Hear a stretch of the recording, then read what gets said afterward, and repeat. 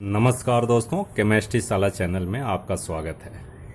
आज का मेरा यह वीडियो classification of elements and sub topic is periodic trends in properties of elements and its physical properties, right. तो friends, ये बहुत ही इम्पोर्टेंट है कि आपको variation of physical properties of elements according to group and periods in periodic table ये जानना बहुत ही ज़रूरी है। ठीक है बच्चों, तो सबसे पहले मैं बात करता हूँ साइज की बात, साइज ऑफ एटम। ठीक है दोस्तों, तो एक चीज़ बताना कि साइज ऑफ एटम अगर हम ग्रुप वाइज करें और पीरियड वाइज करें तो क्या वेरिएशन आएगा, क्या आना चाहिए, तो ये बात हमें समझना है बच्चों। तो सबसे पहले मैं लिखता हूँ कि द साइज ऑफ एटम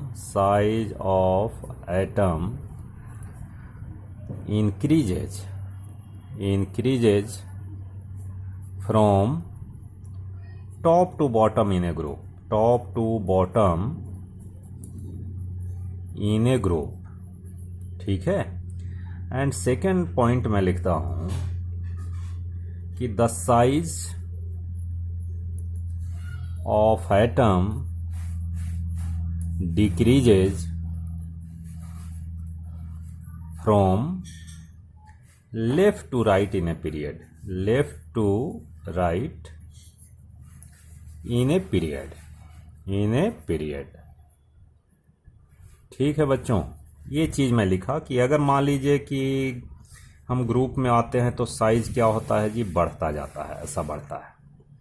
और अगर पीरियड की तरफ हम जाते हैं तो साइज धीरे धीरे क्या होता है, ये छोटा होता जाता है। ठीक है कि नहीं। अब ऐसा क्यों होता है बच्चों, ये जानना जरूरी है। इसमें क्या है, जब ऊपर से नीचे आते हैं तो नंबर ऑफ सेल बढ़ता जाता है भाई। ये जो होता है, क्यों साइज बढ़ता है, तो increase in number of cell. ठीक है भाई। तो इसमें मैं पॉइंट लिख सकता था in a group due to increase in number of cells। Shell बढ़ेगा तो हो जाएगा, जैसे इसमें है फर्स्ट में एक सेल होता है, सेकंड में दो सेल है, now third cell, fourth cell, तो इस तरह से साइज बढ़ेगा। लेकिन लेफ्ट टू राइट क्या होता है भाई कि साइज डिक्रीज हो रहा है। तो देखो, left to right number of period same होते हैं भाई, नंबर ऑफ सेल सेम होते हैं। जैसे मान लो सेकंड सेल की बात करें तो सभी में दो ही सेल होंगे, but effective nuclear charge increases, इसमें number of electron and proton increase होते हैं। तो number of electron, negative charge, positive charge increase होगा तो मैग्नीट्यूड ऑफ चार्ज बढ़ेगा, that means force of attraction increases. और जब force of attraction electron proton के बीच होगा तो साइज क्या होगा भाई, डिक्रीज हो जाएगा। ठीक है कि नहीं। इतना ज़्यादा नहीं होगा इंक्रीज, ये जो डिक्रीज होगा इसका थोड़ा रेट कम होता है, बिकॉज नंबर ऑफ सेल जो होते हैं वो सेम होते हैं। तो हम लिखते हैं the size of atom decreases from left to right in a period due to increase in effective nuclear charge, effective nuclear charge, effective nuclear charge बढ़ता है, इसलिए ये ऐसा होता है। ठीक है दोस्तों। तो अगर हम पीरियोडिक टेबल की बात करें तो क्या होएगा भाई, अगर हम ऊपर से नीचे आते हैं तो साइज धीरे धीरे बढ़ेगा, और अगर हम सोडियम से लेकर चलते हैं तो साइज धीरे धीरे घटेगा। ठीक है कि नहीं। जनरली ऐसा होता है। ठीक है बच्चों। Ionic size, second is ionic. Ionic size का भी ट्रेंड सेम होगा, same as size of atom. ठीक है जी, ऐसा ही होगा। लेकिन इसमें हमें थोड़ा कुछ बात करना है। देखो, आयनिक साइज आयंस में मेनली दो चीज होते हैं बच्चों। एक होता है कैटायन और एक होता है एनायन, ठीक है कि नहीं। तो इसमें देखिए, अगर कैटायन जैसे मान लो सोडियम है, तो सोडियम से क्या बनेगा, एक इलेक्ट्रॉन रिलीज होगा और एक कैटायन बनेगा, ठीक है। अब इसमें हम साइज की बात करते हैं, तो कैटायन का साइज हमेशा छोटा होता है देन पेरेंट एटम। ये पेरेंट एटम से साइज इसका छोटा होगा, ठीक है कि नहीं। क्यों होगा ये थोड़ा एनायन बाद में बात करते हैं। जैसे मान लीजिए सोडियम में ये 3 सेल होते हैं और इसमें फर्स्ट सेल में 2 इलेक्ट्रॉन, सेकेंड में 1 2 3 4 5 6 7 8 इलेक्ट्रॉन एंड थर्ड सेल में only 1 electron. After losing 1 electron क्या होगा जी, नंबर ऑफ सेल जो हैं 1 2 एंड 1 2 3 4 5 6 7 8, थर्ड में तो इलेक्ट्रॉन ही नहीं है, तो साइज छोटा हो गया ना, साइज छोटा हो गया, यानी कैटायन का साइज हमेशा पेरेंट एटम से छोटा होगा। क्या लिखेंगे, the size of cation is always less than parent atom, parent atom, ये याद रखना बच्चों। अब सेकेंड बात लिख रहा हूं, एनायन की बात करता हूं। देखो एनायन, ये Cl में एक इलेक्ट्रॉन ऐड करोगे तो क्या बनेगा, Cl minus, and it's configuration is 287। अब यहाँ क्या हो जाएगा, 288, यानी अगर हम सेल की बात करें तो इसमें 2 इलेक्ट्रॉन फर्स्ट में, सेकंड में 1 2 3 4 5 6 7 8 एंड 1 2 3 4 5 6 7 इलेक्ट्रॉन। लेकिन यहाँ क्या देख रहे हो, यहाँ देख रहे हो it has 2 electron same, this is 8 electron and last cell also has 8 electron, so more number of electrons are there, right. तो इसमें इंटर इलेक्ट्रॉनिक, इलेक्ट्रॉन इलेक्ट्रॉन के बीच रिपल्सन इससे ज़्यादा हो जाता है। तो inter electronic repulsion, inter electronic repulsion increases the size, increases the size of anion from parent element, parent elements. जैसे Cl का साइज क्या होगा जी, छोटा होगा Cl माइनस से। तो हमारा दूसरा पॉइंट क्या होगा कि the size of anion, the size of anion is always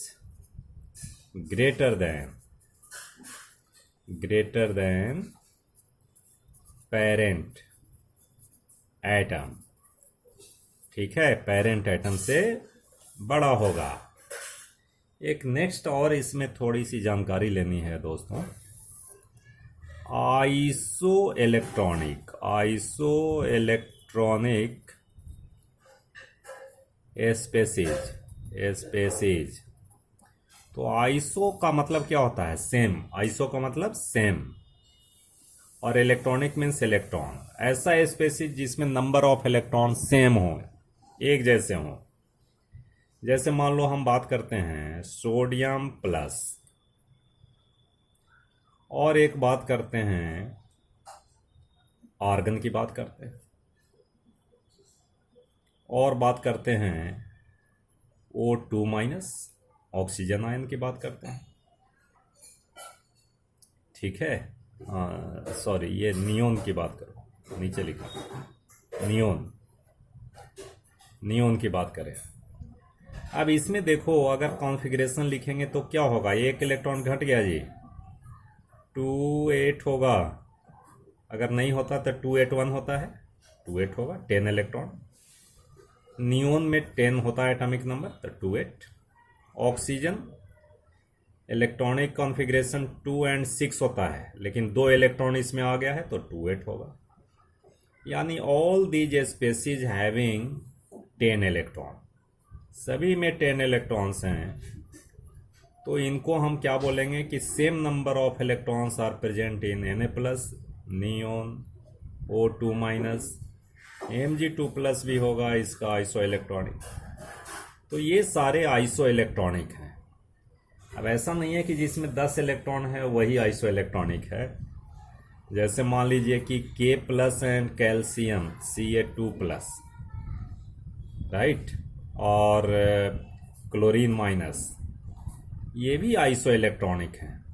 चूंकि ये सारे में क्या हैं जी, 18 इलेक्ट्रॉन्स हैं, 18 इलेक्ट्रॉन्स हैं, तो ये सारे क्या हैं, आइसो इलेक्ट्रॉनिक स्पेसीज हैं। तो कभी कभी दोस्तों ये क्वेश्चन पूछा जाता है। अब next one is your metallic, variation of metallic and non metallic, metallic and non metallic character.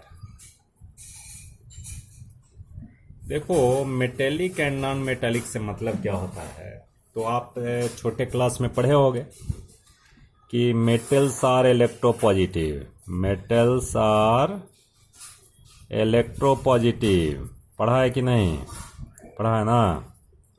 और नॉन मेटल क्या होते हैं जी, non metals are electronegative, electronegative. इसका मीनिंग क्या है बच्चों, यानी मेटल इलेक्ट्रोपॉजिटिव है, that means metal has tendency to lose electron, ठीक है।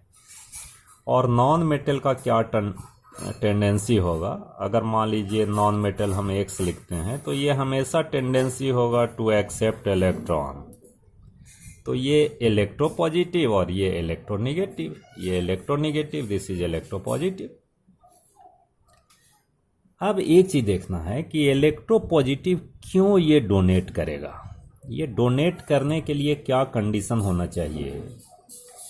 अगर साइज बड़ा होगा दोस्तों, साइज एटम का बड़ा होगा तो आसानी से इलेक्ट्रॉन को डोनेट कर सकते हैं in comparison to a smaller size. अगर साइज छोटा है, इलेक्ट्रॉन है, तो बताओ तो यहाँ इलेक्ट्रॉन और प्रोटॉन में ज़्यादा फोर्स हैं, फोर्स ऑफ अट्रैक्शन यहाँ कम है, इसलिए ये इलेक्ट्रॉन आसानी से लूज हो सकता है। और ये क्या कर सकता है, लूज तो नहीं होगा लेकिन आसपास का इलेक्ट्रॉन अगर इसको दोगे तो ये एक्सेप्ट कर लेगा, चूंकि प्रोटॉन्स आर वेरी नियरर, नज़दीक हैं। तो इसका मतलब साइज जरूर एक फैक्टर है जो मेटेलिक करैक्टर को इंडिकेट करता है। अगर साइज बड़ा होगा तो मेटेलिक करैक्टर ज़्यादा होगा, ठीक है कि नहीं। साइज अगर बड़ा होगा तो मोर टेंडेंसी टू डोनेट इलेक्ट्रॉन, ठीक है। यानी साइज अगर ऊपर से नीचे बढ़ रहा है तो मेटेलिक करैक्टर भी बढ़ रहा है भाई। तो हम क्या लिखेंगे, ये metallic character increases down the group, and decreases left to right in a period, ठीक है। अब इस समय कुछ ऐसी बात हो जाती है कि साइज के कारण कुछ एलिमेंट जो होते हैं उनकी प्रॉपर्टी थोड़ा मेटेलिक और नॉन मेटेलिक दोनों हो जाता है बच्चों, वो होगा ही। तो उनको हम क्या कहते हैं, मेटेलॉयड कहते हैं, मेटेलॉयड। मेटेलॉयड का मतलब in between metal and non metal, in between metal and non metal, होगा कि नहीं।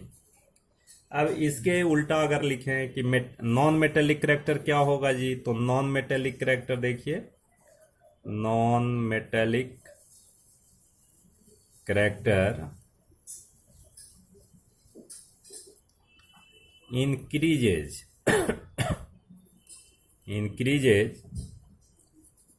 left to right in a period and decreases from top to bottom in a group ठीक है दोस्तों। अब देखो थोड़ा हम स्टडी इसका करते हैं। देखिए बहुत अच्छी बात है। अगर ऊपर से नीचे आओगे साइज बढ़ रहा है यानी मेटेलिक करेक्टर बढ़ रहा है जी। यानी ऊपर से नीचे आओगे तो सोडियम ज़्यादा मेटेलिक है, पोटेशियम उससे भी ज़्यादा, रुबिडियम उससे भी ज़्यादा, ठीक है कि नहीं। इधर से इधर जाओगे तो क्या होगा, नॉन मेटेलिक करेक्टर बढ़ेगा। जैसे सोडियम मेटल है, ये भी मेटेलिक करेक्टर अब घट रहा है। एल्यूमिनियम बहुत घट गया। सिलिकॉन, अब देखो नॉन मेटेलिक करेक्टर बढ़ रहा है, यानी सिलिकॉन मेटेलॉइड है, in between metal and non metal. Phosphorus is non metal, sulphur is non metal, chlorine is non metal. बात समझ आ गई। Non metallic character increase, metallic character decreases. यहाँ देखो ऊपर से नीचे आओ, ऊपर से नीचे आएंगे तो मेटेलिक करेक्टर बढ़ेगा, नॉन मेटेलिक करेक्टर घटेगा। नाइट्रोजन, फास्फोरस नॉन मेटल, अब मेटेलिक करेक्टर बढ़ रहा है। आर्सेनिक, एंटीमनी ये मेटेलॉइड है, in between metal and non metal. And bismuth is metal. इसका मतलब है ऊपर से नीचे आएंगे तो मेटेलिक करेक्टर बढ़ेगा और left to right metallic character घटेगा। और नॉन मेटेलिक इसका उल्टा, और जो इनके बीच में पड़ेंगे वो आपका मेटेलॉइड हो जाएंगे। तो देखो मैंने एक ऐसा बनाया है कि silicon, germanium, arsenic, antimony, tellurium, polonium and astatine, ये सारे मेटेलॉइड हैं बच्चों, ठीक है कि नहीं। और बाकी जो हैं सभी हमारे इधर में जितने भी देख रहे हो ये सारे नॉन मेटल हैं। और ब्रोमीन एक ऐसा नॉन मेटल है जो कि लिक्विड फॉर्म में होता है, बाकी सभी नॉन मेटल गैस होते हैं। बाकी जितने भी आपको इधर देख रहे हैं सभी मेटल्स हैं, यानी अधिकतर आपको मेटल हैं, नॉन मेटल बहुत कम है, मेटेलॉइड उससे भी कम है। ठीक है दोस्तों, तो इतनी बात समझ आ गई होगी और इतनी जानकारी पीरियोडिक टेबल के बारे में बहुत ही ज़रूरी है। अगर आप जानकारी रखेंगे तभी आगे केमिस्ट्री में कुछ कर पाएंगे। ठीक है दोस्तों, बहुत बहुत धन्यवाद।